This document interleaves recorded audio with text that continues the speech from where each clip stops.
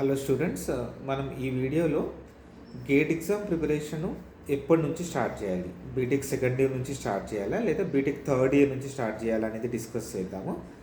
Gate exam రాయడానికి మనకు minimum eligibility BTech third ఇయర్లో ఉండాలి. మనం గేట్కి అప్లై చేసేటప్పుడు మనము బీటెక్ థర్డ్ ఇయర్లో ఉండాలి.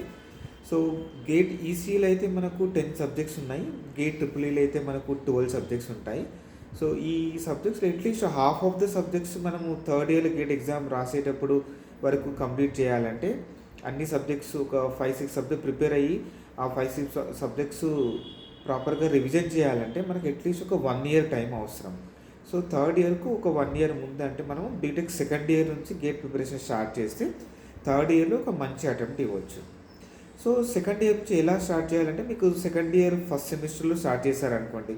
సో ఫస్ట్ సెమిస్టర్లో మీకు ఏదైతే సబ్జెక్ట్స్ ఉన్నాయో అవే సబ్జెక్ట్స్ గేట్లో ఉన్నటువంటి సబ్జెక్ట్స్ ఈవినింగ్ టైంలో కొద్ది ఇన్డెప్త్గా మోర్ న్యూమరికల్స్ ప్రాక్టీస్ చేశారనుకోండి, అది గేట్కు ప్రిపరేషన్కు యూజ్ అవుతుంది, అట్ ద సేమ్ టైం మీ సెమిస్టర్ ఎగ్జామ్ ప్రిపరేషన్కు యూజ్ అవుతుంది. సో మీ సెమిస్టర్లో ఏ సబ్జెక్ట్స్ అయితే ఉన్నాయో అవి గేట్ సిలబస్తో మ్యాచ్ చేస్తూ ప్యారల్గా ప్రిపేర్ అవుతే రెండింటికి యూజ్ అవుతుంది. సో గేట్ ప్రిపరేషన్ స్టార్ట్ చేయడానికి ఐడియల్ టైం సెకండ్ ఇయరే. మనం థర్డ్ ఇయర్ నుంచి స్టార్ట్ చేయాలనుకుంటే సో థర్డ్ ఇయర్లో ప్రిపరేషన్ స్టార్ట్ చేస్తే థర్డ్ ఇయర్లో మనం ఇచ్చే అటెంప్ట్ లోపల మన ప్రిపరేషన్ ఫినిష్ అవ్వదు. సో ఫైనల్ ఇయర్లో ఇచ్చే అటెంప్ట్కు యూజ్ అవుతుంది.